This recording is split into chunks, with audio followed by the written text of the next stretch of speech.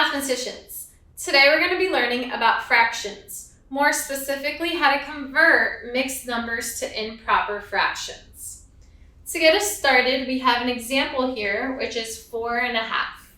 And remember that the denominator determines how many equal parts this circle is going to be split into.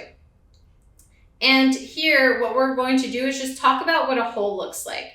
So in order to have a whole here, we need to shade in both parts. So this is one whole that's shaded in. So that means we shade in two parts and we end up with 2/2. So one whole is two parts because each one of these circles would be split up into two parts. So if we want to take our four wholes and figure out how many parts would be shaded in four wholes, we would have to do 4 wholes times 2 is equal to 8 parts. That's because if we had 4 circles like this, we would have 8 parts shaded in. And be mindful that not only do we have 4 wholes, but we also have a half. So this 2 comes from our denominator, which determines how many parts each circle is split into. So now that we know that 4 wholes is 8 parts, we have to take the 8 parts and add it to the 1 part that we have in our half. And that comes from our numerator. So that means we would have 9 parts shaded in total. And so that means that 4.5 is equivalent to 9/2, because if we had 4.5 circles shaded, there would be 9 parts and each one would be divided into 2 equal parts. So 4.5 is equivalent to 9/2. So let's do another example. Here we have 5 2/3. And again, let's shade in this circle to see what one whole would look like. So if we have that shaded in, this is a whole because all 3 parts are shaded in. As I said, we have 3 parts. All of them are shaded, so that would be 3/3. Now, if we had 5 of these circles and each circle had 3 parts shaded in, that would be 5 wholes times 3 is equal to 15 parts. So in 5 wholes, we have 15 parts shaded in. And so remember that this 3 comes from our denominator.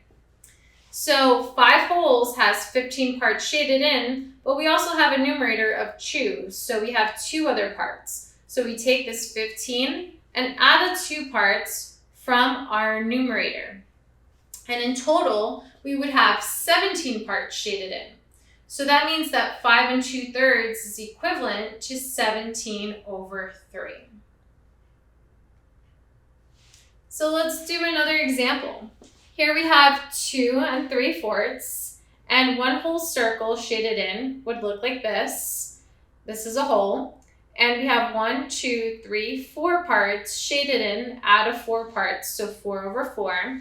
And in 2 3/4, we have 2 wholes. So we have to multiply that by 4, because in 2 circles, we would have 4 shaded in each. And again, this 4 comes from our denominator. And so if we have 4 parts shaded in and 2 wholes, that's 8 parts. But then we also have 3 parts from our numerator. So we have to take these 8 parts and add them to the 3 parts we have in our numerator, which gives us a total of 11 parts. So don't forget that this is our numerator that we have to add.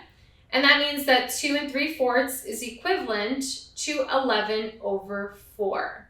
So that's how we would write that as an improper fraction.